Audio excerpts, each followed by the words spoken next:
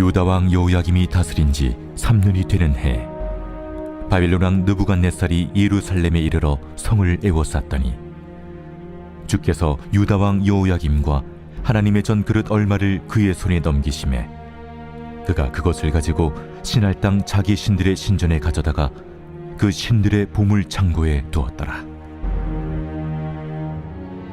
왕이 환관장 아스부나스에게 말하여 이스라엘 자손 중에서 왕족과 귀족 몇 사람, 곧 흠이 없고 용모가 아름다우며 모든 지혜를 통찰하며 지식에 통달하며 학문에 익숙하여 왕궁에 설만한 소년을 데려오게 하였고, 그들에게 갈대아 사람의 학문과 언어를 가르치게 하였고, 또 왕이 지정하여 그들에게 왕의 음식과 그가 마시는 포도주에서 날마다 쓸 것을 주어 3년을 기르게 하였으니 그 후에 그들은 왕 앞에 서게 될 것이더라. 그들 가운데는 유다 자손 곧 다니엘과 하나냐와 미사엘과 아사랴가 있었더니 환관장이 그들의 이름을 고쳐 다니엘은 벨드사살이라 하고 하나냐는 사드락이라 하고 미사엘은 메삭이라 하고 아사랴는 아벳누고라 하였더라.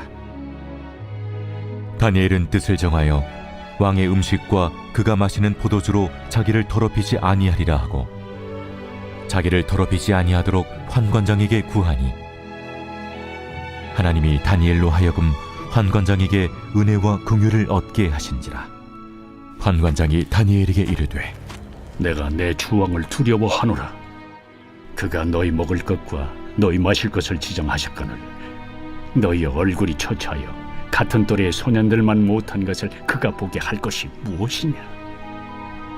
그렇게 되면 너희 때문에 내 머리가 왕 앞에서 위태롭게 되리라.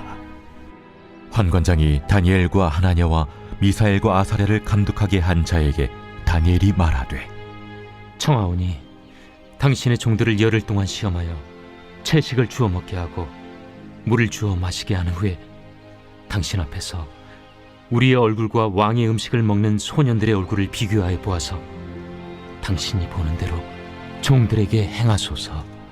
그가 그들의 말을 따라 열흘 동안 시험하더니 열흘 후에 그들의 얼굴이 더욱 아름답고 살이 더욱 윤택하여 왕의 음식을 먹는 다른 소년들보다 더 좋아 보인지라.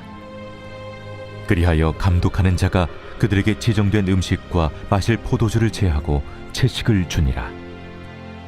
하나님이 이 네 소년에게 학문을 주시고 모든 서적을 깨닫게 하시고 지혜를 주셨으니 다니엘은 또 모든 환상과 꿈을 깨달아 알더라.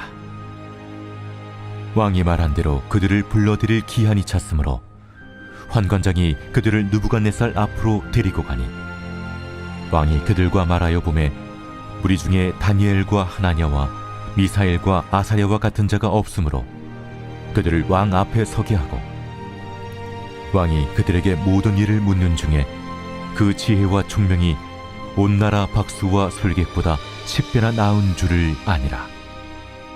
다니엘은 고레스 왕 원년까지 있으니라. 할렐루야, 할렐루야. 포도의 썸머 마칭 바알브라심으로 역사하신 하나님 앞에 다시 한번 큰 감사와 영광과 찬양의 큰 박수 올려주며 나아가겠습니다. 아버지 하나님, 우리 가운데 승리를 주신 주님의 이름을 찬양합니다. 우리의 모든 일상 가운데 그 승리가 계속되게 하여 주시옵소서. 아멘. 할렐루야. 지금 하나님의 놀라운 은혜와 섭리 가운데 우리 한몸일은 이 포드의 성도들 한번 바라보시면서요, 특별히 영상으로 예배하는 우리 흩어져 있는 글로벌 포드 식구들에게 우리 한번 따뜻한 사랑과 축복과 사랑의 격려의 박수를 나누도록 하겠습니다. 하나님의 놀라운 은혜가 여러분 모두에게 있게 되기를 주님의 이름으로 축복합니다. 할렐루야. 사랑하는 여러분, 성령 충만하십시오. 말씀 충만하십시오. 오늘 우리가 함께 드리는 이 예배를 통해 매일의 일상에서 한결같이 승리하는 그 믿음의 능력을 얻게 되는 은혜가 있게 되기를 주님의 이름으로 축원합니다. 자, 우리 옆에 사람 보시면서 이렇게 한번 축복하며 인사했으면 좋겠는데요. 하나님을 향하여 뜻을 정하십시오. 이렇게 한번 인사하시겠어요? 네, 우리의 순전한 믿음이 주님 앞에 온전히 드려지는 거룩한 은혜가 있게 되기를 주님의 이름으로 축원합니다. 여러분, 도도새 효과라는 말 들어보셨어요? 이 도도새는요, 인도양의 작은 섬, 이 모리셔스에 날지 못하는 새입니다. 포르투갈 선원들이 모리셔스 섬에 처음 도달했을 때, 이 새들은 사람들을 보고도요, 도망치지 않고 이렇게 멍청하게 바라보고 있었어요. 그래서 선원들은 바보, 멍청이라는 뜻으로 이 새의 이름을 도도라고 불렀습니다. 이 모리셔스에는요, 도도새의 먹이가 사방에 널려 있는 데다가 천적마저 하나도 없었기 때문에 애써 날아오를 필요도 없었고 자기 생존을 위해 어떠한 노력도 할 필요가 없었죠. 그러니까 자기를 사냥하기 위해서 찾아온 사냥하려고 하는 사람들에 대해서도 마찬가지였어요.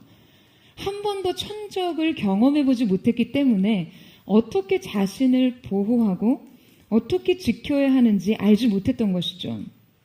그러다 당시 포르투갈 선원들의 사냥과 또 그들과 함께 유입됐던 많은 동물들에 의해서 도도새는 결국 멸종하게 됩니다. 얼마 전에 이 모 방송에 유명 개그맨이 출연해서 그런 이야기를 하더라고요. 나이가 들수록 세대에 따라 인생에 천적이 많아진다고요. 20대보다는 30대 천적이 배로 많고요. 30대보다 40대는 천적이 배로 많대요.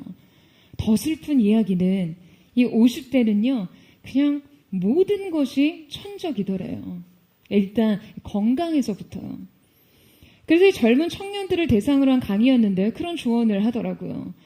지금부터 상처받지 않으려고 숨어버리고 그냥 편안하고 안전한 것만 추구하다 보면 언젠가 결국 그 자신의 사회적 존재감은 멸종되고 말 것이라는 거예요.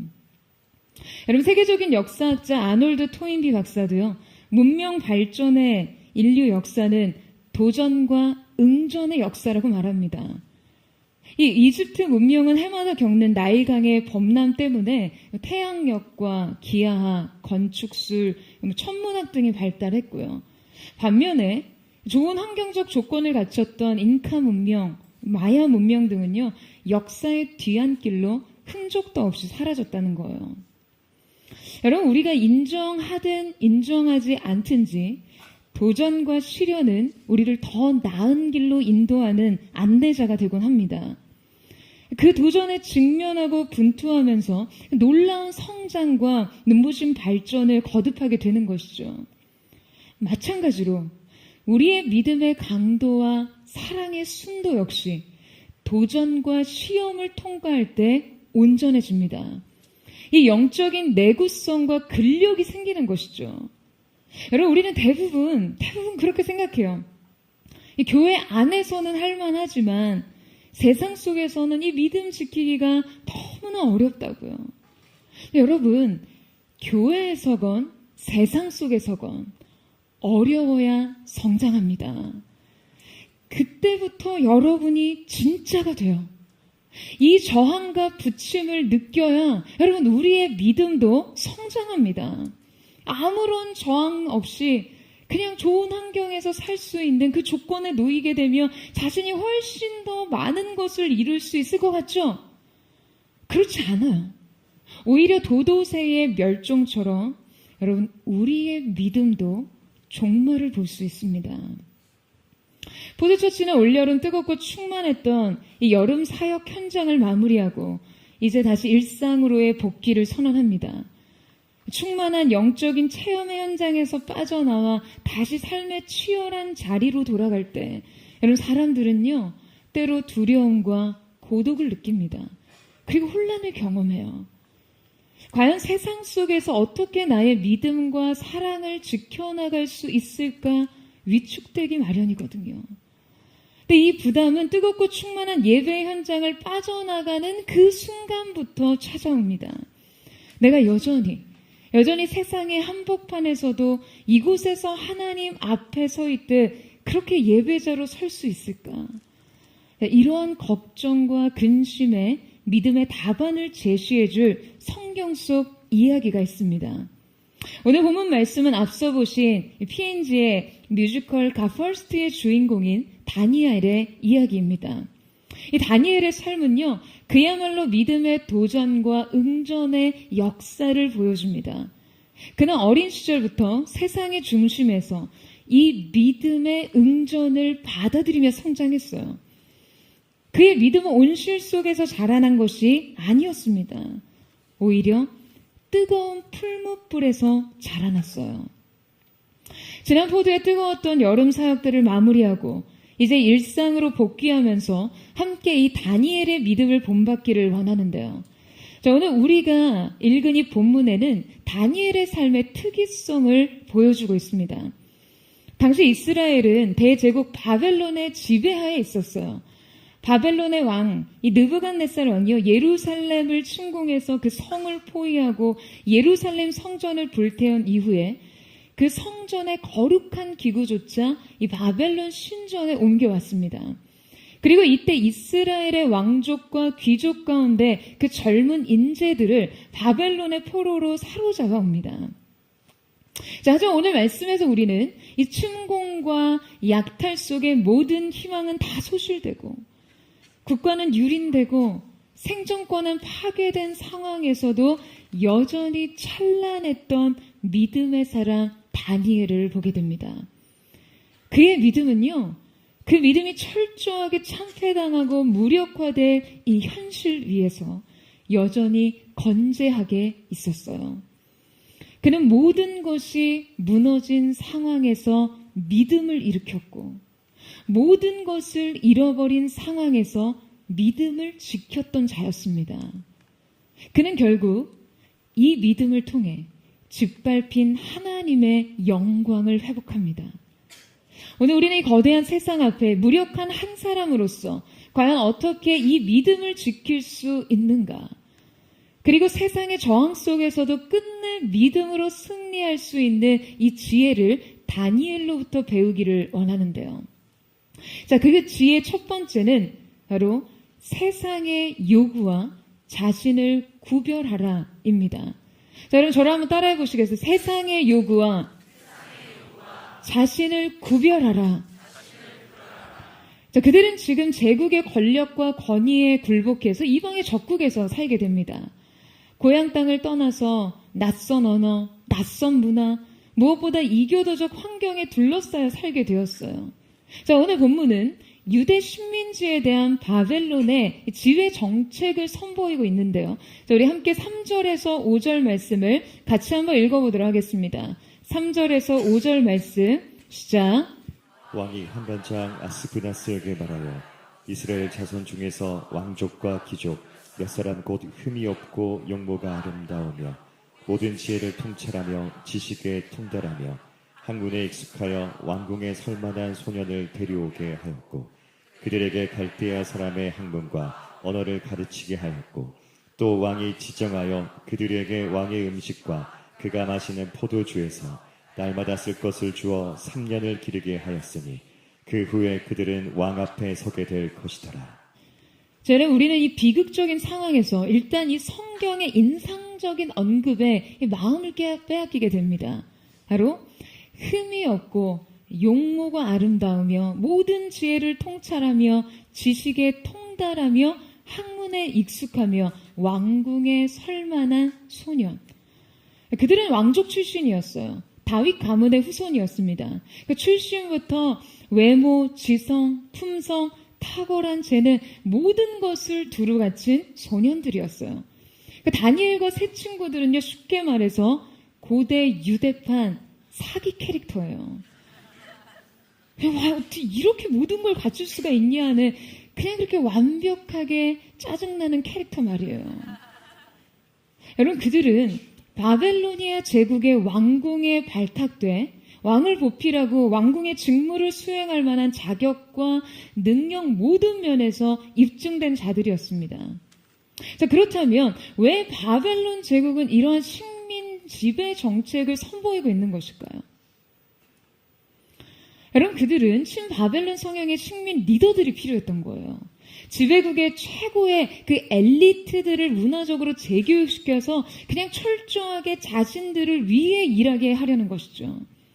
이곳은 이스라엘의 지도자들을 바벨론으로 동화시켜서 식민 민족의 그 내부적인 장악력을 극대화하기 위한 고도의 전략이었습니다. 그리고 왕궁으로 불려온 소년들은 정신과 문화, 종교, 그냥 모든 것에서 완전히 바벨론식으로 편입되기 위해 철저하게 바벨로니아식 신관과 세계관, 철학과 사고방식이 세뇌되었어요. 그러니까 전략적으로 바벨론 왕실에선 그들에게 존재하던 여호와 하나님의 신앙을 뿌리째 뽑고 그 위에 바벨론적 신관을 전략적으로 이식하고자 했던 것이죠. 자, 그 의도가 여실히 드러나는 것이 바로 그들에게 요구된 상황이었습니다. 6절에서 7절 말씀을 보면 그들 가운데는 유다 자손, 그 다니엘과 하나냐와 미사엘과 아사랴가 있었더니 환관장이 그들의 이름을 고쳐 다니엘은 벨드사살이라 하고 하나냐는 사드락이라 하고 미사엘은 메삭이라 하고 아사랴는 아벤느고라고 하였노라. 여러분, 바벨론은요 가장 먼저 그들의 이름을 바꿨습니다. 자, 이름을 바꾼다는 것이 여러분 어떤 의미인가요? 이름은 존재를 규명하는 것이죠. 그렇기 때문에 이름을 바꾼다는 것은요 정체성의 변화를 요구하는 것이에요. 그들은 본래 유대식의 이름, 모두 여호와의 신앙을 고백하는 의미를 가진 이름이었습니다. 다니엘은요, 하나님은 나의 심판주, 하나냐는 여호와는 은혜로우시다, 미사엘은 하나님과 같은 자가 누구인가, 아사랴는 여호와께서 도우셨다라는 의미였어요. 그러니까 이름으로 그들의 소속과 정체성, 인생의 방향성이 하나님께 속해 있음을 드러내고 있는 것이죠. 그런데 여러분, 바벨론은 그들의 이 이름을 바꾸고 새 이름을 주는데요. 새로운 이름의 이름은 모두 다 바벨론의 신, 그들의 우상과 관련된 것이었어요. 벨드사살은 베리어, 생명을 보존하소서, 아벤느고는 느고의 종이라는 그런 이름의 뜻이었어요. 그러니까 제국은 그들의 정신체계를 바꾸고 세계관을 바꾸고 그 신앙의 중심을 뒤흔들어 하나님에 관련된 그들의 정체성을 세탁하고 싶었어요. 하나님으로 인해 규정된 그들의 존재를 자신들의 신들과 함께 다시 세우고 싶은 것이죠. 여러분, 이것이 바로 온갖 관대한 특권과 호의 뒤에 숨은 제국의 목적입니다. 그리고 바로 이것이 우리가 살고 있는 이 세상의 의도예요. 여러분, 이 소년들은요 분명 제국의 의도에 순응할 수밖에 없었겠죠. 그들은 이름을 바꿔야 했고요. 이교적 교육을 거부하지 않습니다. 갈대아 사람의 학문과 언어를 배워야 했고요. 그 바벨로니아 문화와 문명에 적응해야 했습니다. 그냥 온갖 마술과 밀교와 점성술과 미신에 집착하던 그들의 문화와 종교는요, 이스라엘의 여호와 신앙을 아주 혼탁하게 만들기에 너무나 충분한 것이었어요. 하지만 다니엘은 배웁니다. 단지 거부할 수 없어서가 아니에요. 그들은 이 공부에 전념했을 뿐만 아니라 그 학업 성과에서 여러분 얼마나 탁월했는지요. 성경은 그들의 지혜와 총명이 온 나라의 박수와 술객보다 몇 배 뛰어나다고 합니까? 무려 10배나 뛰어났다고 기록해요. 여기서 언급된 이 10이라는 히브리 숫자는요, 완전수입니다. 충만의 수를 가리켜요. 그러니까 말하자면 그들의 지혜와 총명이 누구와 비교할 수 없을 완전함을 충족한다는 거예요. 심지어 이것을 배우고 익히고 이해하는 모든 것에서 하나님이 친히 그들에게 지혜를 주셨다라고 이야기합니다. 여러분 17절 말씀 보시겠어요? 우리 17절 말씀을 같이 한번 읽겠습니다. 시작. 하나님이 이 네 소년에게 학문을 주시고 모든 서적을 깨닫게 하시고 지혜를 주셨으니 다니엘은 또 모든 환상과 꿈을 깨달아 알더라. 자, 하나님께서는 그들에게 이교도적 신앙과 그 혼합된 수많은 지식을 터득하는 데 필요한 탁월한 능력을 주셨어요. 여러분, 이 점이 놀랍지 않으세요? 이것이 오늘날 세상 속의 크리스천들에게 여러분 무엇을 가르치고 있다고 생각하세요? 지금 성경은 우리에게 우리가 세속적인 문화와 종교를 그냥 단지 전면 거부하고 전면 차단함으로써 자신을 보호할 것이 아니라 이 문화에 대한 지식이 신앙을 해방하지 못하게 하는 능력을 키우라고 가르칩니다. 그냥 천적 없이 천적 앞에서 자신을 숨기고 보호하느라 나는 법을 잃지 말라는 거예요. 여러분, 다니엘은 이 이교 문화 중심에서 지식을 배우고 익히고 우뚝 서는데 주저하지 않았어요. 그는 놀랍도록 이 제국의 방식에 적응했고 심지어 월등하게 두각을 나타냈습니다. 자신에게 강요된 문화적인 변화에 대해 정말 놀랍도록 수용했고 그들만의 궤토로 도망하지도 않았어요. 하지만 그들이 지금 이 지식을 습득했다고 해서 계명에 대한 강압적 요구를 받아들였다고 해서 여러분 결코 그들의 가치와 정체성, 그들의 신앙을 개조한 것이 아니었습니다. 분명 제국의 요구에 의해 다니엘의 이름은 벨드사살로 이미 바뀌었지만 이후 성경에서 계속적으로 다니엘은 자신을 지칭할 때마다 나 다니엘은 이라고 불러요. 이후 그의 삶의 모든 궤적에서 그의 이름은 벨드사살이 아닌 다니엘로 기록되고 있습니다. 그러니까 그의 평생은 벨드사살이 아닌 다니엘로서의 삶이라는 것이죠. 여러분, 그는 세상의 요구 속에서도 그의 진짜 이름으로 살았습니다. 새로운 지식이 이식되고 새로운 가치관이 주입되고 새로운 삶의 방식이 요구됐지만 다니엘은 다니엘의 정체성으로 살아갑니다. 그들은 자신을 지배하는 이 거대한 권력의 힘 앞에서 그냥 완전히 굴복하고 아첨해야 한다는 어떤 그러한 유혹을 분명히 받았을 거예요. 이것이 그들에게 요구된 생존법이었으니까요. 하지만 그는 이 세계에서 고통스러운 변화를 수용하고 적응하며 그들과 더불어 살아갔지만 결코 그들에게 동화되지는 않았습니다. 여러분, 저는 바로 이것이 성도들의 삶의 방식이 되어야 한다고 생각해요.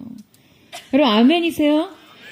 우리가 세상 속에서 살아가기 위해 수용해야 하는 여러분 많은 것들이 있을 거예요.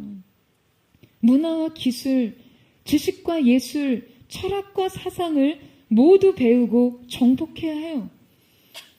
여러분, 하지만 우리가 그것을 알아야 하는 이유는 그것과 철저히 분리될 필요가 있기 때문입니다.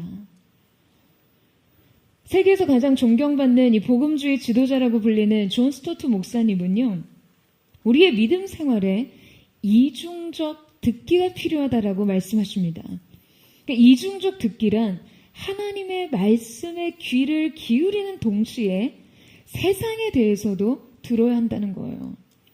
다만 하나님의 말씀은 그분을 사랑하고 순종하기 위해 듣지만 세상에 대해서 들을 땐 세상에 굴복하고 순응하기 위해서가 아니라 그들을 제대로 이해해서 의미 있는 방식으로 복음을 전하기 위해 들어야 한다라고 말합니다.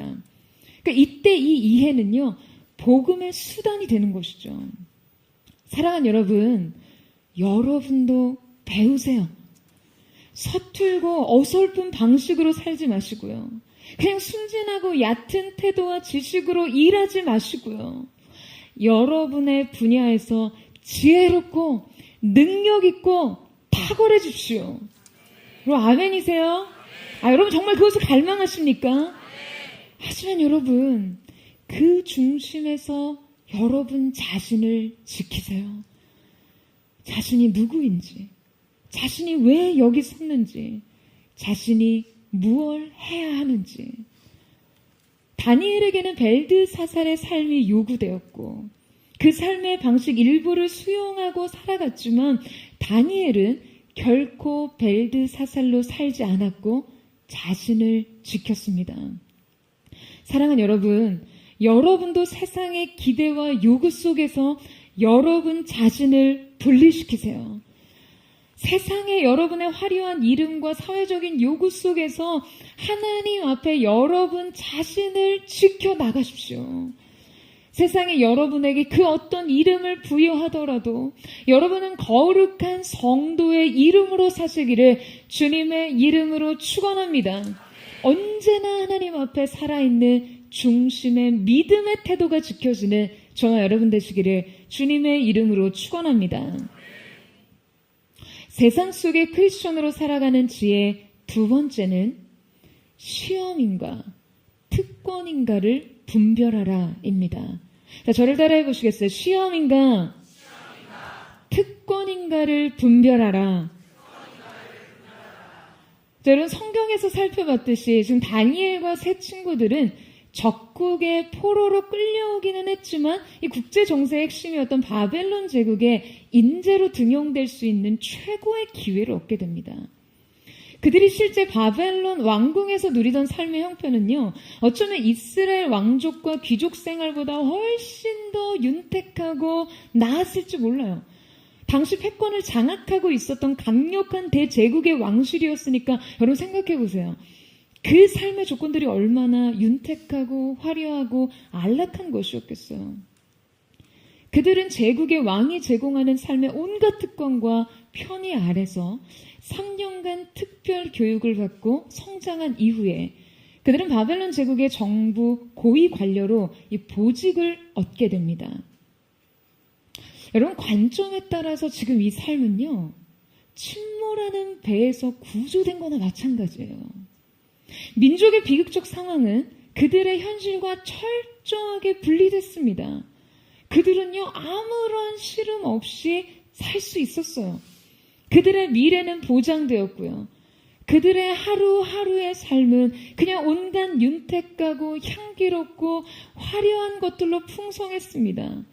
고통스러운 자기 민족의 상황들을 뒤로하고 그들 개인의 삶은 평안과 안위를 보장받을 수 있다고 생각할 그 시점에 매우 불편한 사건이 끼어들게 됩니다.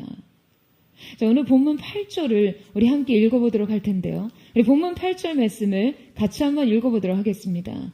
시작. 다니엘은 뜻을 정하여 왕의 음식과 그가 마시는 포도주로 자기를 더럽히지 아니하리라 하고 자기를 더럽히지 아니하도록 환관장에게 구하니. 여러분, 왕은 소년들에게 자신의 식탁을 베풉니다. 그들에게 단지 교육의 기회가 제공되었던 것뿐만 아니라 여러분이 왕의 진미가 제공된 것은요, 왕이 그들에게 베푸는 최대의 호의였죠.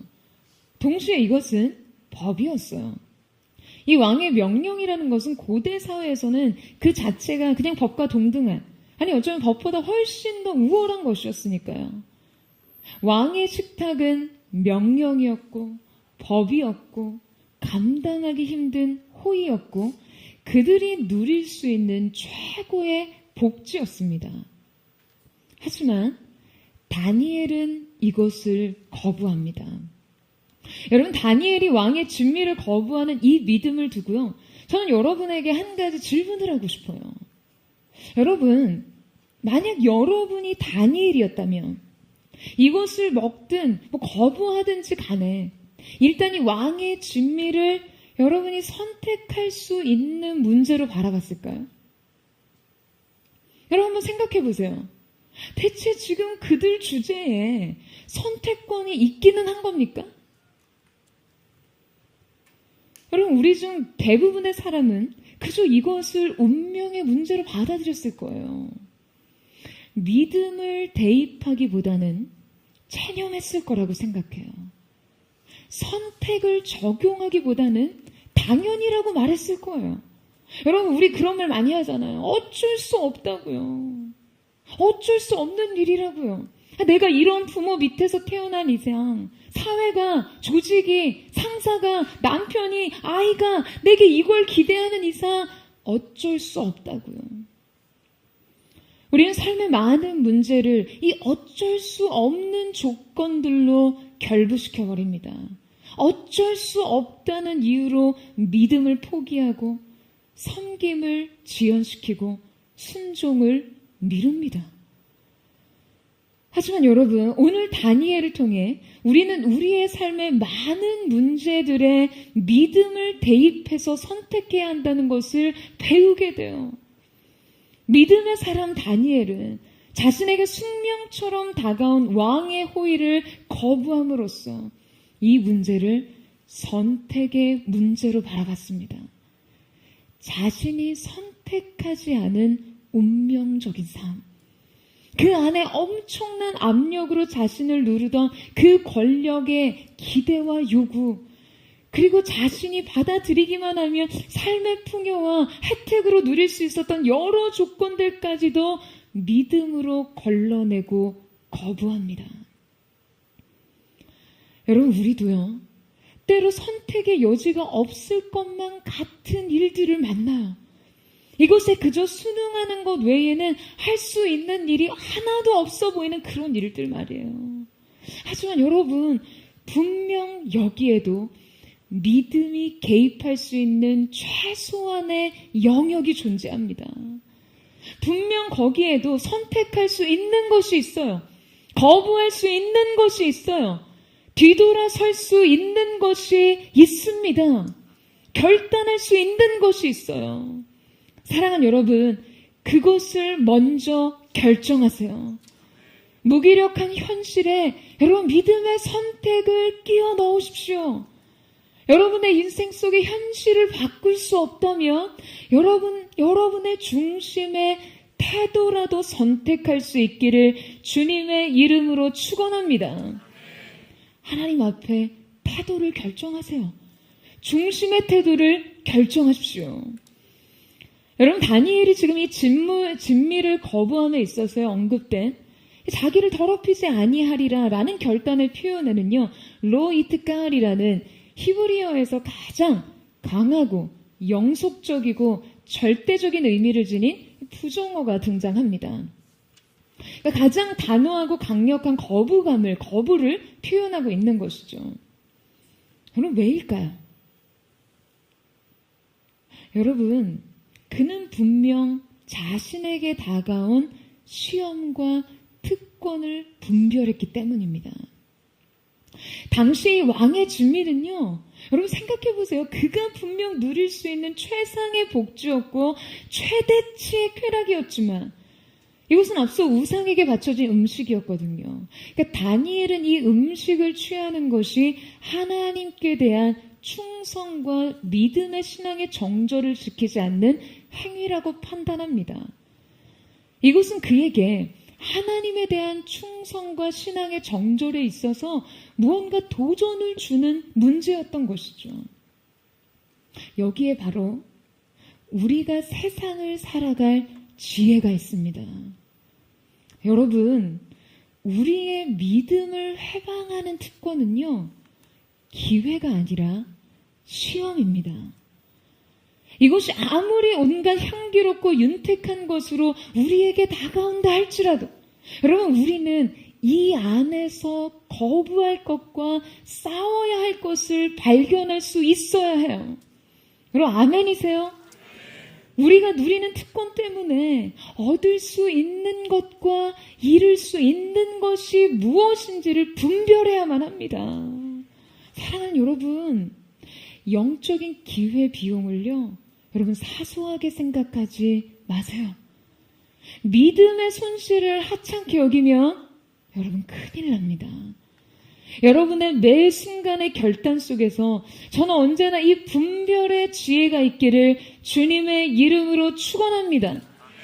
그 어떠한 혜택이라 할지라도, 그 어떠한 좋은 특권이라 할지라도 그것이 여러분의 믿음을 회방하는 것이라면 그것을 기회가 아닌 시험으로 여길 수 있는 믿음의 사람, 믿음의 영안이 열린 하나님의 사람들 되시기를 주님의 이름으로 축원합니다.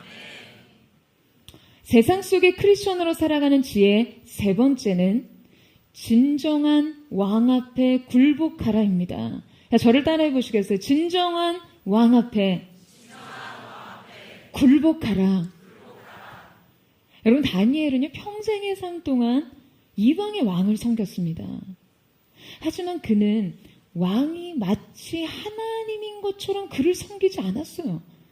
그는 이방 나라를 위해 탁월하게 일했지만 자신의 충성과 헌신을 이 나라에 바치지는 않았습니다. 여러분, 이 절대성을 구분하셔야 해요. 여러분 인생의 진짜 왕 앞에 굴복하십시오. 여러분, 그는 그에게 왕에 대한 충성이 강요될 때 과감하게 멈췄고 강하게 거부했어요. 이것이 바로 세상에 속하였으나 세상을 본받지 않고 세상을 이해하면서도 세상의 지배를 받지 않는 법이에요.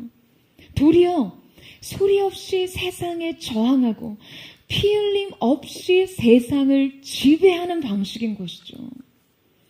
여러분, 그가 세상 속에서도 이 세상에 속하지 않고 언제나 그곳에서 진정한 왕을 모셨다는 것을 보여주는 성경의 장면 하나가 있습니다. 자, 다니엘 6장 10절의 말씀인데요. 우리 함께 읽어보도록 하겠습니다. 시작. 다니엘이 이 조서의 왕의 도장이 지킨 것을 알고도 자기 집에 들어가서는 윗방에 올라가 예루살렘으로 향한 창문을 열고 전에 하던 대로 하루 3번씩 무릎을 꿇고 기도하며 그의 하나님께 감사하였더라. 자, 여러분, 그는 분명 적국의 중심에 있었습니다. 그의 직장은요, 적국의 수뇌부였어요. 그가 성인으로 성장한 이후에 그는 정치의 중심 도시에서 일하고 있었어요. 그런데 바로 그가 자신의 근무지에서 그 모든 분주한 업무의 흐름을 하루 3번 차단하고 그 현장에서 지금 어디를 향해 있죠? 어디를 향해 기도합니까? 성경은 그가 예루살렘을 향해 창을 열고 기도하고 있다라고 기록하고 있어요. 여러분, 지금 성경은요, 이 창문을 구체적으로 등장시킵니다. 저는 이 장면이 너무나 좋아요. 그냥 이 장면을 상상하는 것만으로도 영감이 넘쳐요. 여러분, 왜냐하면 이 창문은 다니엘에게 영감의 원천이었거든요. 이 창문은 그의 삶의 지향성과 영성을 그대로 보여주는 것이에요. 이 이방 땅에서 그의 영혼이 어디를 향해 있든지 그의 내면의 영혼의 방향성을 보여주고 있어요. 그는 이 창문을 통해 치열한 삶의 한복판에서 그의 삶의 원천과 연결됐습니다. 그는 이 적국의 중심에서 하나님의 도성을 향해 열려 있었어요. 여러분, 예루살렘은요, 하나님의 통치의 집약체였습니다. 이 도성은 장차 오실 메시아에 대한 소망이 넘치는 곳이었어요. 비록 당시 폐허가 된 곳이었지만, 그냥 눈에 보이는 물리적인 시선 안에서는 모든 것이 무너진 곳이었지만, 그는 이곳을 향해 시선과 방향을 정했습니다. 예루살렘을 향해 하루 3번 기도했다는 것은요, 그가 분주하게 일을 하다가도 말고 언제든 주님을 향해 섰다는 것이죠. 그가 어떤 세상의 요구와 필요에도 길들여지지 않고 하나님의 목적과 가치를 향해 있었다는 것이에요. 그분의 영광의 임재를 향해, 그분의 보좌를 향해서요. 여러분, 이 창문을 통해 다니엘의 기도는 하늘 보좌 그분께 닿았고, 그분의 보좌로부터 흐르는 임재와 능력은 그의 인생 속에 흘러넘쳤습니다. 여러분, 여러분의 직장에도, 여러분의 처소에도 언제나 이 다니엘의 창문이 열려 있기를 주님의 이름으로 축원합니다. 여러분, 여러분의 영혼에도 이 창을 내세요. 그에게 이 창문이 열려 있었기 때문에 그는 세상에 속하지 않았고 세상을 거부할 수 있었어요. 그가 철저하게 하나님 앞에 살았기에, 하나님과 연결되어 있었기 때문에, 하나님을 향해 있었기에 그는 세상 앞에서 담대할 수 있었습니다. 세계에서 가장 영향력 있는 마케터 세스 고딘의 이것이 마케팅이다라는 책이 있습니다. 그 책에서요, 사람을 설득시키고 제품과 아이디어로 변화를 일으키고 기업을 성공적으로 이끌 근본적인 전략을 제시하는데요. 그는 이 전략이 바로 누구를 위한 것인가? 라는 근본적인 질문을 향해 있다라고 이야기합니다. 여러분, 그는 말해요. 결코 모두를 만족시킬 수 없다고요. 모두를 만족시키려는 순간 길을 잃어버립니다. 모두를 대상으로 삼겠다는 어떤 그 불안과 오만에서 벗어나면 모든 것이 수월해진다고요. 그는 나의 일이 모두를 위한 것이 아니라 나의 여정에 동참하려는 사람들만을 위한 것이라는 점을 인정하라고 가르쳐요. 그래서 그는 내가 서비스할 대상을 특정하라고 합니다.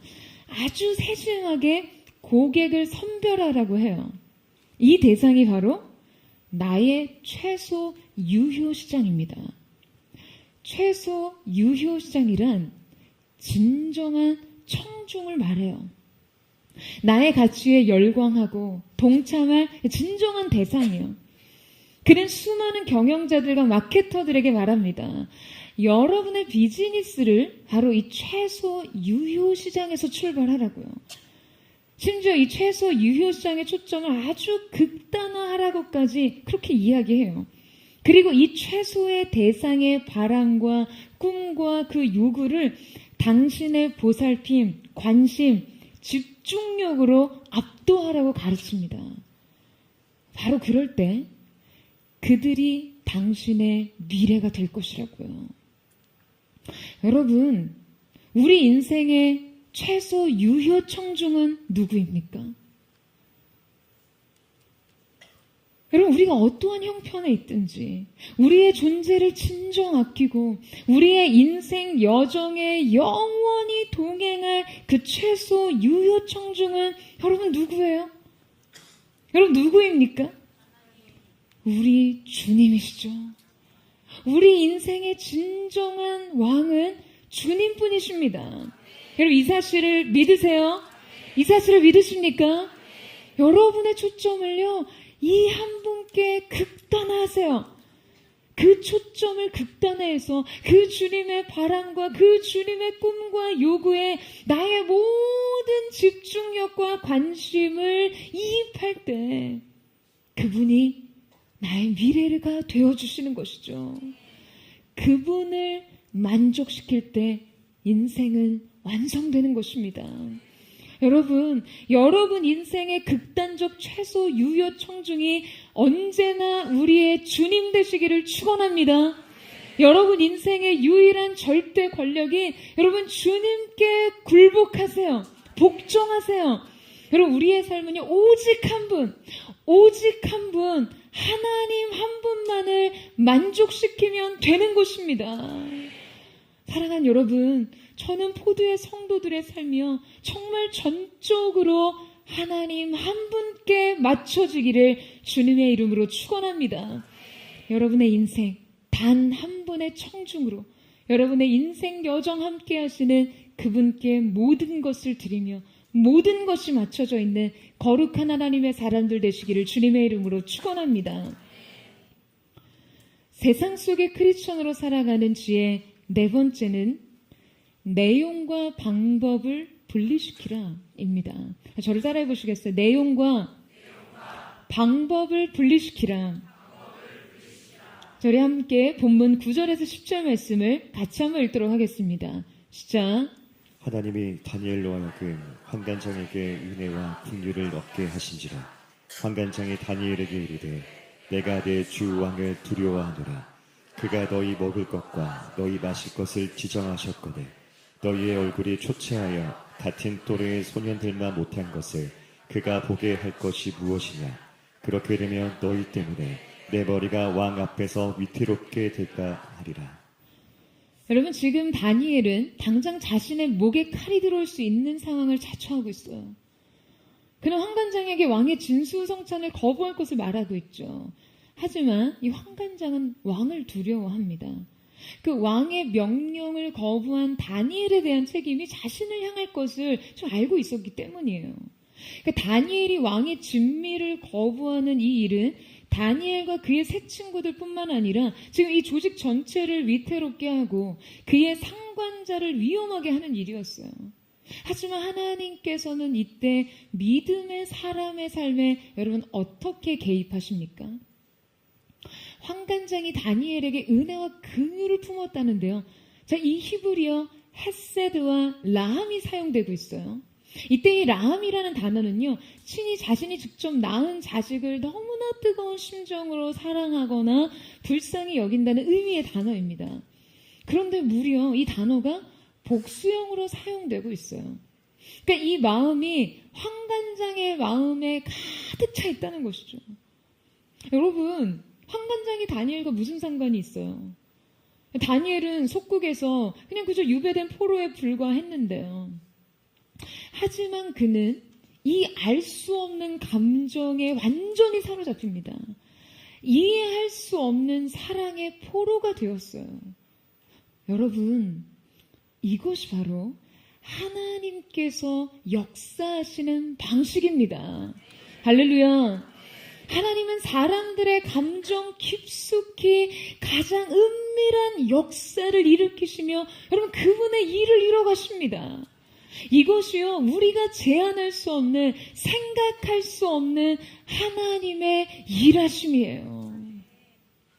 그런데 여러분, 저는 이 말씀을 보면서 한 가지 더 우리가 주목할 만한 것이 보였어요. 환관장의 난처한 상황과 위태로움을 이해한 다니엘이 자신의 선택과 결정을 다시 설득시키는 방법을 한번 살펴보고자 합니다. 12절에서 13절 같이 한번 읽어볼까요? 시작. 청하오니 당신의 종들을 열흘 동안 시험하여 채식을 주어 먹게 하고 물을 주어 마시게 한 후에 당신 앞에서 우리의 얼굴과 왕의 음식을 먹는 소년들의 얼굴을 비교하여 보아서 당신이 보는 대로 종들에게 행하소서 하매. 자, 여러분, 지금 다니엘은 지금 자신을 감독하는 자에게 한 가지 제안을 합니다. 바로 왕의 그 진미를 먹지 않는 자신과 왕의 진미를 먹는 이들을 시험해보고 비교해보라는 거예요. 여러분, 다니엘이 무엇을 거부하는 이 행동을 한번 보세요. 이때 그가 청하오니라고 사용된 이 표현은요, 매우 정중한 청원의 방식을 사용하고 있어요. 뿐만 아니라 그는 이 결정이 자신에게는 절대로 타협하거나 물러설 수 없는 단호한 문제라 할지라도 자신의 결정이 상대를 위태롭게 할 때 그것을 그저 나 몰라라고 한 것이 아니라 그들을 위한 합리적인 제안까지도 생각해냅니다. 가장 겸손한 태도를 취하고 가장 사려 깊은 방식을 제시한 것이죠. 다니엘은 진심으로 환관장과 감독관의 형편에서 그들의 목숨과 입지, 그들의 체면까지도 고려하고 있어요. 이것은 분명 다니엘이 제시한 내용에 있어서는 상관자들에 대한 반역이었지만 방식에 있어서는 배려였어요. 자신에겐 절대적으로 적용했고 환관장과 감독관에게는 합리적으로 제안합니다. 여러분, 우리가 신앙의 양심과 순교를 이유로 자신의 입장을 고수할 수밖에 없는 상황에서도요, 우리는 마땅히 상대에 대한 이해와 배려를 할 줄 알아야 합니다. 내 신앙의 정절이 그 아무리 절대적이고 하나님에 대한 나의 결단이 아무리 단호하다 할지라도 이 신앙의 원칙이 아무리 중요해도 그것을 관철시키는 방식이 오만하고 독선적이고 호전적이어서는 안 된다는 거예요. 뿐만 아니라 나의 신앙생활이 누군가의 불평과 위험을 초래할 때 우리는 믿음을 포기하거나 그냥 어느 한쪽을 희생시키려 하기보다는 하나님께 지혜를 구해야 합니다. 나는 결코 물러설 수 없지만 나의 선택이 누군가를 희생시키지 않도록 가장 지혜롭고 사력 있고 따뜻하며 합리적인 전략을 주실 수 있도록요. 여러분, 저는 다니엘의 이 태도가 여러분의 가정과 여러분의 직장과 학업의 현장에서 발휘될 수 있기를 축복합니다. 여러분의 신앙에 대해서는요, 결코 타협하지 않되 그것을 나누는 방식에 있어서는 겸손과 배려와 온유함이 있기를요. 저는 여러분의 삶에 이 지혜와 성숙이 넘치기를 축원합니다. 믿지 않는 가족들, 직장 상사, 여러분 함께하는 학우들과 복음에 대해서 나눌 때도, 여러분 신앙에 대한 고백이라 할지라도 그것을 나누는 방식에 하나님이 주시는 지혜와 지략과 모략이 있기를 주님의 이름으로 축원합니다. 세상 속의 크리스천으로 살아가는 지혜 마지막 5번째는 믿음으로 결과를 보장하려 하지 말라입니다. 저를 따라해 보시겠어요? 믿음으로 결과를 보장하려 하지 말라. 여러분, 앞서 읽은 12, 13절에서 그는 열흘 동안 왕의 진미를 거부하고요, 채식만을 한 자신의 모습과 그 왕의 진수, 진미를 먹은 소년들의 얼굴을 비교해 보라는 제안을 하죠. 여러분, 다니엘은요 아주 위험한 주사위를 던집니다. 이것은 목숨을 건 믿음의 모험이었어요. 그런데 우리는 지금 이 제안의 구체성에서 다니엘의 숨겨진 배짱을 볼 수 있어요. 여러분 생각해 보세요. 이 왕의 진수성찬이라는 것이 얼마나 진귀하고 기름지고 영양이 풍부한 음식이었겠어요. 이 음식을 먹는 사람과 그 음식을 먹지 못하는 사람을 대조해 본다면 상식적으로 지금 이 전략이 얼마나 불리하고 어리석은지를 알 수 있습니다. 그런데 다니엘은 대체 왜 이 말도 안 되는 무리수를 두는 것일까요? 여러분, 저는요 분명 이 전략은 하나님의 지혜로부터 왔다라고 생각해요. 그는 그래서 확신합니다. 하나님께서 자신들을 지키실 것이라는 것을요. 하지만 이것은 결과에 대한 확신이기 이전에 하나님에 대한 확신이었어요. 여러분, 하나님을 기쁘시게 할 믿음의 선택에 있어서는요, 지나치게 결과를 계산하거나 성공에 집착하게 되면 믿음의 담대함을 발휘하기 힘들어집니다. 결과를 확신하기보다 하나님을 확신하고 하나님의 기뻐하시는 뜻을 선택해야 하는 것이죠. 여러분, 아멘이세요? 여러분의 삶 속에 적용하실 수 있으시겠어요? 여러분, 우리가 확신해야 하는 것은 믿음의 결과가 아닌 믿음의 선택이어야만 합니다. 하나님께서 기뻐하실 선택에 대한 확신 말이죠. 여러분, 이후에 느부갓네살이요, 그가 만든 금신상에 절하지 않으면 모두 풀무불에 던져버리겠다는 왕의 금령을 듣고 다니엘이 어떠한 모습을 보이나요? 우리의 하나님께서는 우리를 맹렬히 타는 풀무불 가운데서 능히 건져내실 수 있으나 그리 아니하실지라도 금신상에게 절하지 않을 줄 알라는 거예요. 할렐루야. 여러분, 너무 멋지지 않나요? 너무 멋지지 않습니까? 오직 하나님의 하나님 되심과 그분께서 기뻐하실 그 뜻에 대한 확신으로 인생의 모든 도전과 모든 난관과 모든 두려움을 담대히 이기며 가는 것입니다. 사랑하는 여러분, 우리가 믿음으로 바꿔야 하는 것은요, 일의 결과가 아니에요. 주어진 상황이 아닌 우리 자신입니다. 모든 것을 하나님께 맡기고 오늘 하나님께서 여러분에게 기대하시는 그분의 기뻐하시는 뜻과 연합하세요. 그 뜻을 확신하고 믿음으로 취하십시오. 여러분, 오늘 P&G 뮤지컬에서 보여준 다니엘 모습처럼요, 그는 사자굴의 위험을 알고 있었지만 옳은 길을 선택합니다.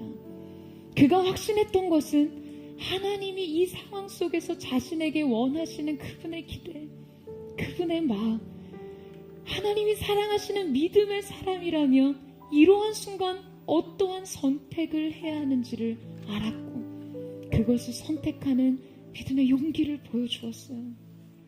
여러분, 저는요 정말 포드처치 사랑하는 우리의 성도들이 이 시대의 믿음의 사랑 다니엘과 같기를 축원합니다. 너무나 사모해요.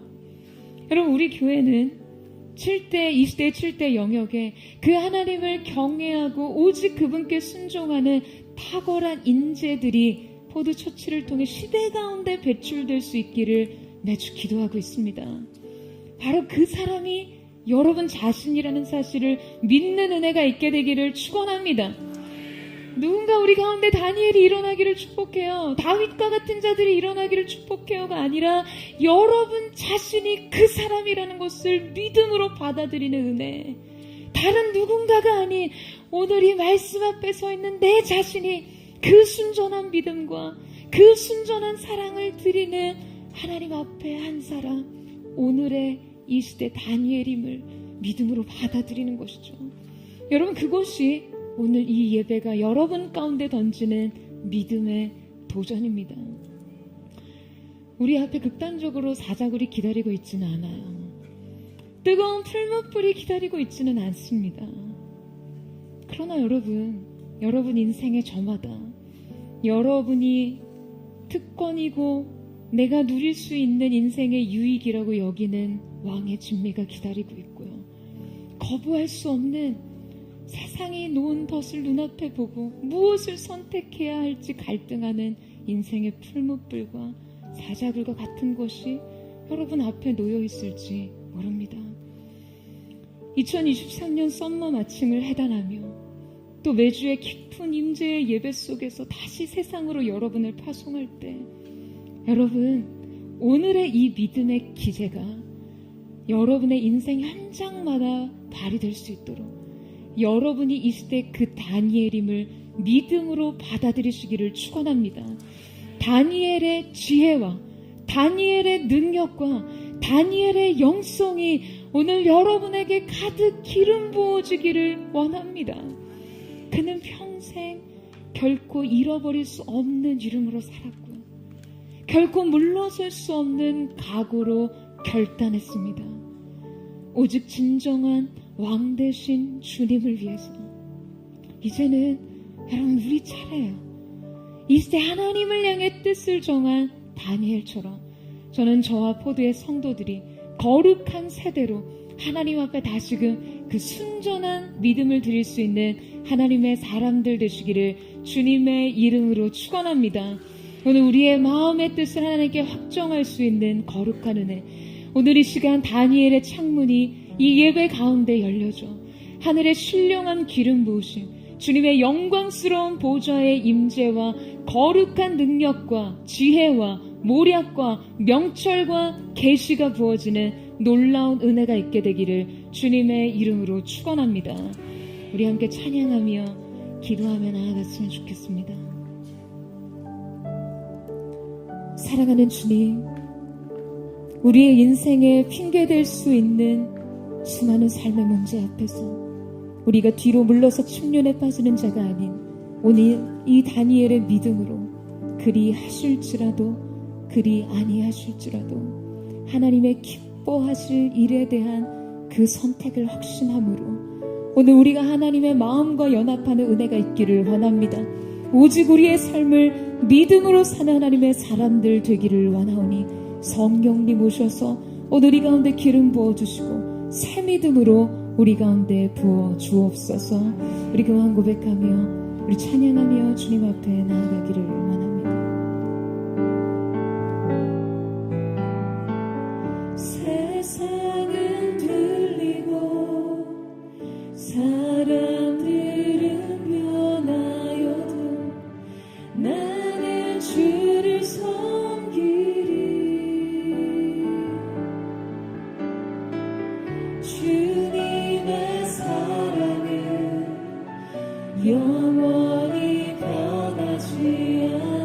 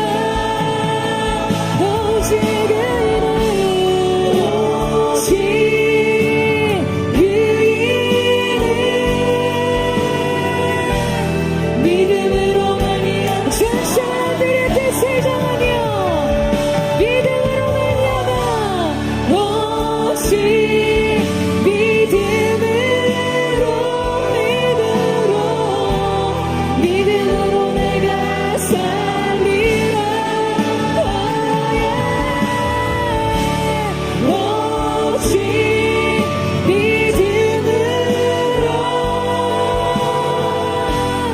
믿음으로 내가 오직 의인은 믿음으로 살리라. 오직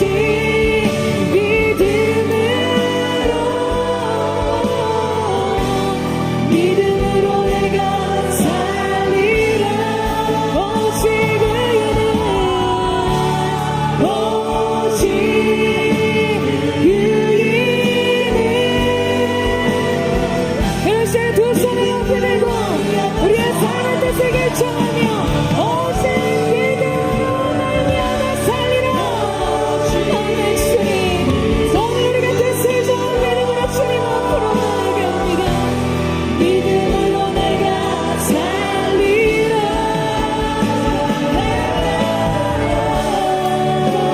오직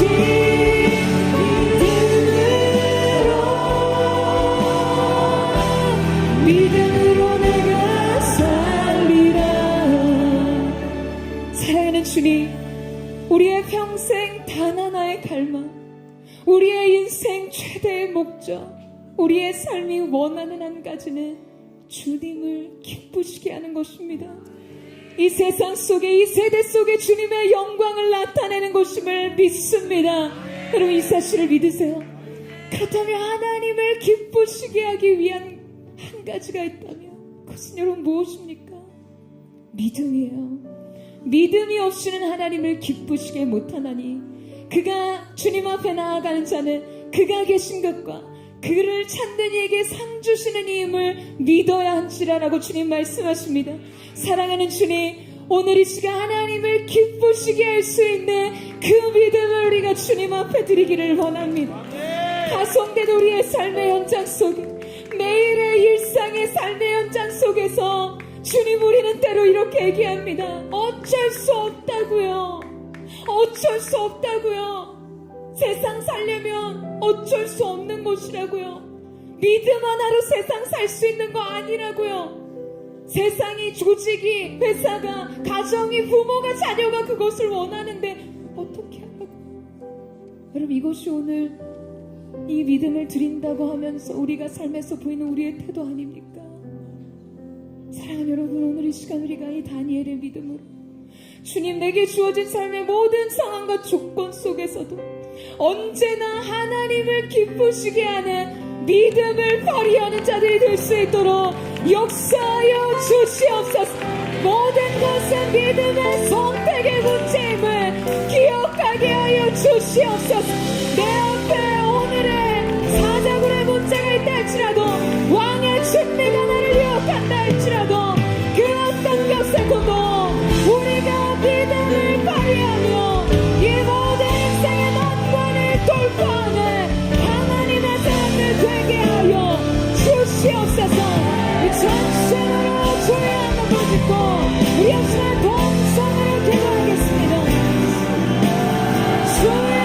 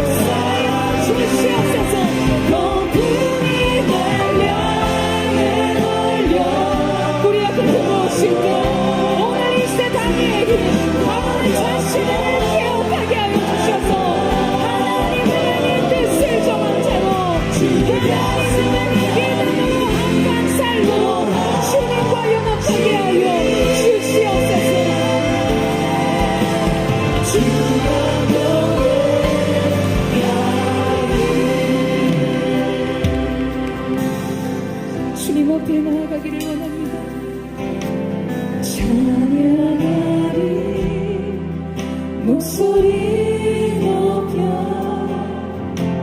찬양하리 내 마음 확정됐네 찬양하리 모든 상황 속 주만 경배 주님 우리의 마음을 주께 확정하며 나아갑니다 내 영혼 찬양하리라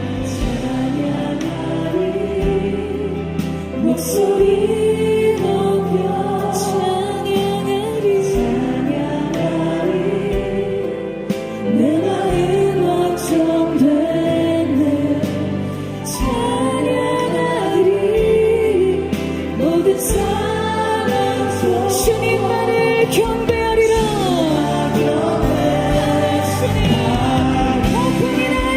오픈이 날 향해 몰려 슬픔과 역경 날 덮어도 주 약속 나를 도와주리 주만 경배 오픈을 향해 와도 오픈을 향해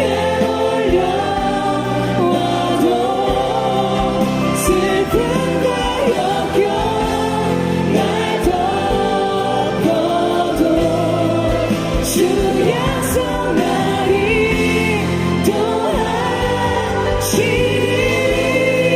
오직 주님만 거룩한 손을 들고 이곳에 우리를 비들립니다 향해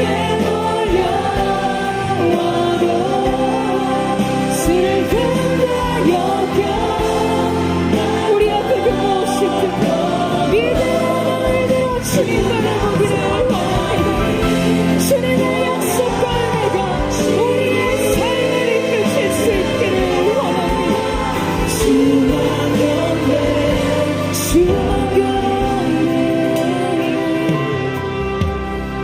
주만 경배 주만 경배 주만 경배하리 사랑하는 주님 우리의 인생을 윤택하게 하는 세상이 우리에게 손 내미는 왕의 진미가 우리 앞에 있을 때 사랑하는 보드의 성도들은 주님 믿음의 눈으로 그것을 볼 수 있는 영안이 열려지게 하여 주십시오 인생에 주어진 특권과 혜택을 기회로 여길 것인가 이곳이 내 믿음을 해방하는 곳이라면 언제든지 시험과 유혹으로 여길 수 있는 하나님의 사람들 될 수 있도록 역사하여 주시옵소서 오늘 이 시간 우리가 마지막으로 한 번 더 기도하며 나아갈 때 거룩하신 주님 오늘 이 시간 우리의 삶을 주님 앞에 의탁합니다 주님 우리는 우리의 믿음으로 언제나 나의 삶을 바꾸기를 원했습니다 내 믿음을 강화해서 우리가 원하는 결과를 하나님으로부터 얻어내기를 원했습니다 믿음의 보상이 있음을 알기에 주님 이 상황을 이 사람을 이 문제를 해결해 주세요라고 고백했던 우리의 삶의 믿음의 수준을 넘어 그리 아니하실지라도 주님 우리의 믿음은 믿음의 결과가 아닌 하나님이 기뻐하시는 믿음의 선택을 향해 있게 하여 주시옵소서 하나님이 기뻐하실 일을 선택할 수 있는 그 믿음의 능력 하나님의 기뻐하시는 뜻을 분별할 수 있는 믿음의 지혜가 열려지게 하여 주시옵소서 믿음의 용기가 있게 하여 주시옵소서 예 하나님의 기뻐하시는 뜻을 확신함으로 두려워하지 않고 주님의 길을 가는 하나님의 사람들 될 수 있도록 역사하여 주시옵소서 오늘 이 시간 우리의 인생의 영혼의 창문을 열고 전심으로 주님 앞에 우리의 믿음의 결단을 드리며 주여 한번 머리 좀 더 기도하겠습니다 주여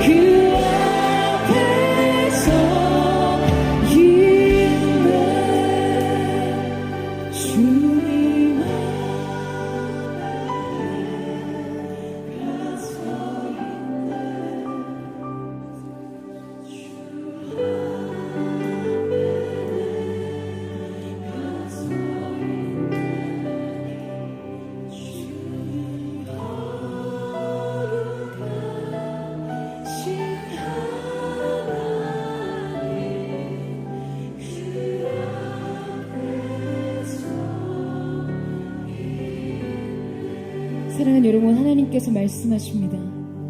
내가 너의 중심의 태도, 내 믿음의 방향을 내게로 향했으니 너의 인생을 향한 내 뜻을 확정하리로다. 사랑하는 주님, 하나님의 사람들이 주님을 향해 뜻을 정할 때 하나님께서 이들의 인생에 하나님 자신의 뜻을 확정하셨음을 믿습니다. 거룩하신 주님, 우리의 비록 미약한 결단이지만 이 믿음의 중심을 기쁘게 여기신 주님, 오늘 너희의 열심이 아닌 나 만군의 여호와의 열심히 이를 이루실 것이라 말씀하신 하나님을 찬양합니다. 너희 속에 착한 일을 행하시니가 그리스도 예수의 날까지 이를 이루시리로다. 할렐루야. 주님 손에 맡겨드립니다. 진정한 우리의 인생의 왕, 이 시대와 세대의 왕, 만물의 통치자가 된 주님 앞에 모든 것을 택하며 맡겨드리오니 내일의 승리와 내일의 영광이 나타나게 하여 주시옵소서. 그렇게 우리 가운데 일하신 주님을 찬양하며 감사드리며 살아계신 예수님의 이름으로 기도드립니다. 아멘. 할렐루야. 우리 가운데 착한 일을 일주일 시작하신 우리 거룩하신 주님 앞에 우리 감사와 찬양과 영광의 큰 박수 올려드리며 나아가겠습니다.